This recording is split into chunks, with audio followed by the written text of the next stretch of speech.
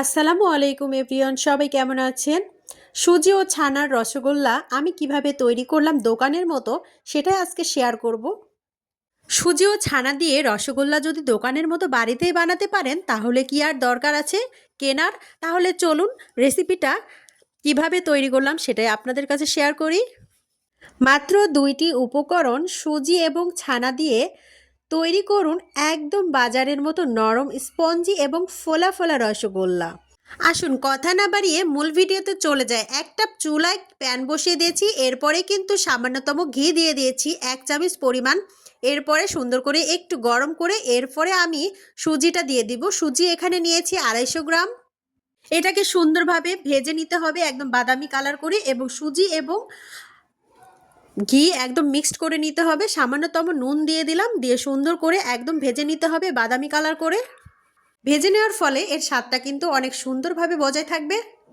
চুলার আঁচটা মিডিয়ামে রেখে সুন্দরভাবে নাড়াচাড়া করতে করতে এক পর্যায়ে এটা হয়ে যাবে।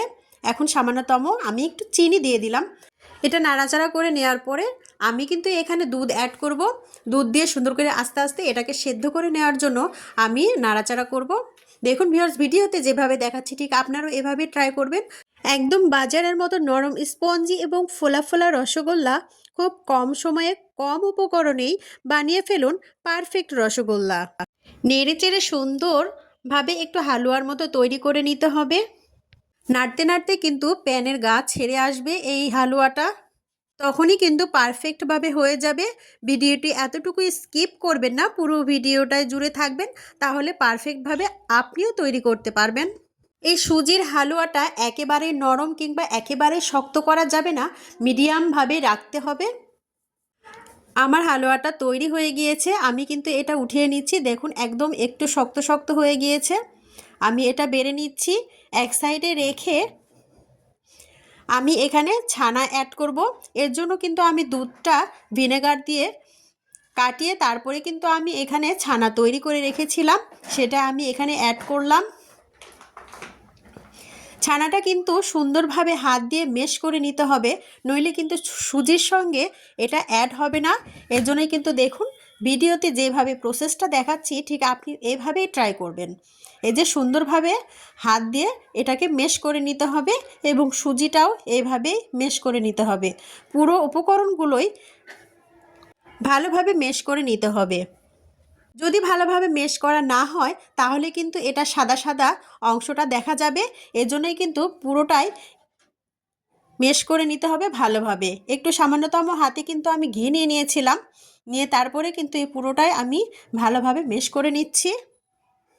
সুন্দর একটা ডো তৈরি হয়ে গিয়েছে। এরপরে চুলায় প্যান বসিয়ে এখানে আমি 1 মগ পানি দিয়েছি, এরপরে চিনি অ্যাড করে দিলাম। দিয়ে কিন্তু একটা চিনির সিরাপ তৈরি করে নিতে হবে, যাতে মিষ্টিগুলো আমি এখানে ডুবোতে পারি। কিছুক্ষণ বলক দিয়ে এটাকে রেডি করে নিতে হবে, তারপরে কিন্তু এটা সাইডে রেখে দেব। ভিউয়ার্স, যদি ভিডিওটি সামান্যতম ভালো লেগে থাকে অবশ্যই লাইক দিয়ে স্টার্ট করতে ভুলে যাবেন না। আমার চিনির সিরাপটা রেডি হয়ে গিয়েছে, এটা আমি এক সাইডে ঢাকনা দিয়ে ঢেকে রেখে দিব। এরপরে কিন্তু মিষ্টির কালার আসার জন্য একটু রং অ্যাড করেছি, ফুড কালার। এখানে আমি সামান্যতম হাতে ঘি নিয়ে ডোগুলোকে নিয়ে আমি শেপ দিয়ে দিচ্ছি মিষ্টির রূপে। দেখুন সুজির মিষ্টির এই শেপগুলো অসাধারণ লাগছে দেখতে। সম্পূর্ণটা আমার তৈরি হয়ে গিয়েছে। এরপরে চুলায় একটা প্যান বসিয়ে দিলাম, তারপরে কিন্তু আমি পর্যাপ্ত পরিমাণ সয়াবিন তেল দিয়ে মিষ্টিগুলোকে আমি সুন্দরভাবে ভেজে নেব। এই জন্য এক এক করে মিষ্টিগুলো আমি দিয়ে দিচ্ছি। সামান্যতম গরম করে নিয়েছি তেলটা, এরপরে কিন্তু আমি দিয়ে দিয়েছি সম্পূর্ণ মিষ্টি। চুলার আঁচটা মিডিয়ামে রেখে সুন্দরভাবে এটা আলতো করে ভেজে নিতে হবে। কালার না আসা পর্যন্ত এটাকে সুন্দরভাবে ভাজতে থাকতে হবে। কাঙ্ক্ষিত কালার যখন চলে আসবে তখনই এটাকে উঠিয়ে নিতে হবে। ভিউয়ার্স, আমার ভিডিওটি যদি সামান্যতম ভালো লেগে থাকে এবং যারা আমার ভিডিওটি দেখছেন নতুন হয়ে থাকেন, অবশ্যই চ্যানেলটি সাবস্ক্রাইব করে পাশে থাকবেন এবং নোটিফিকেশন অল করে রাখবেন। নিত্য নতুন ভিডিও কিন্তু আপনার কাছে সবার আগে পৌঁছে যাবে। আর যারা অলরেডি আমার চ্যানেলে আছে, সবসময় আমার ভিডিও দেখেন এবং সুন্দর সুন্দর মন্তব্য রাখেন, তাদের জন্য অনেক অনেক ভালোবাসা, অভিনন্দন।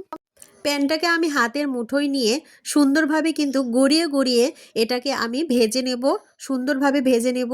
একদম ওপরের লাল কালার না আসা পর্যন্ত কিন্তু এটাকে ভেজে নিতে হবে। একটু সময় লাগবে, কিন্তু খেতে কিন্তু অসাধারণ। সুজির এই রসগোল্লা দোকানের মতো পারফেক্ট এবং স্পঞ্জি রসগোল্লা যদি বাসায় বানাতে পারেন তাহলে আর কি দরকার আছে কেনার। দেখুন আমার প্রসেস ফলো করে সুন্দরভাবে কম সময়ে এবং অল্প উপকরণে আপনিও তৈরি করে নিতে পারেন এরকম পারফেক্ট রসগোল্লা। অনেক সুন্দর একটা কালার চলে আসছে ভিউয়ার্স, দেখুন অনেক মজা লেগেছিল এই বানানোর পরে এই রেসিপিটি। গড়িয়ে গড়িয়ে কিন্তু এটাকে ভেজে নিতে হবে, একটু সময় লাগবে, কিন্তু অনেক সুন্দর কালার চলে এসেছে আমার। এখন কিন্তু আমি এটাকে উঠিয়ে সিরাপ যে করে রেখেছিলাম চিনির, সেটাতে আমি এটা ডুবিয়ে দেব। এই যে চিনির সিরাপে আমি কিন্তু এটা ডুবিয়ে দিচ্ছি। এরপরে কিন্তু একদম ঢাকনা দিয়ে ঢেকে দেব, তাহলেই এখন নরম হয়ে যাবে, একদম স্পঞ্জি, একদম সুন্দর পারফেক্ট রসগোল্লা হয়ে যাবে। আমার ভিডিওটি কেমন লাগলো অবশ্যই কমেন্ট বক্সে জানাতে ভুলবেন না। সবাই একটু কমেন্টের মাধ্যমে জানাবেন, তাহলে আরও সুন্দর সুন্দর ভিডিও নিয়ে আসার জন্য উৎসাহিত হব।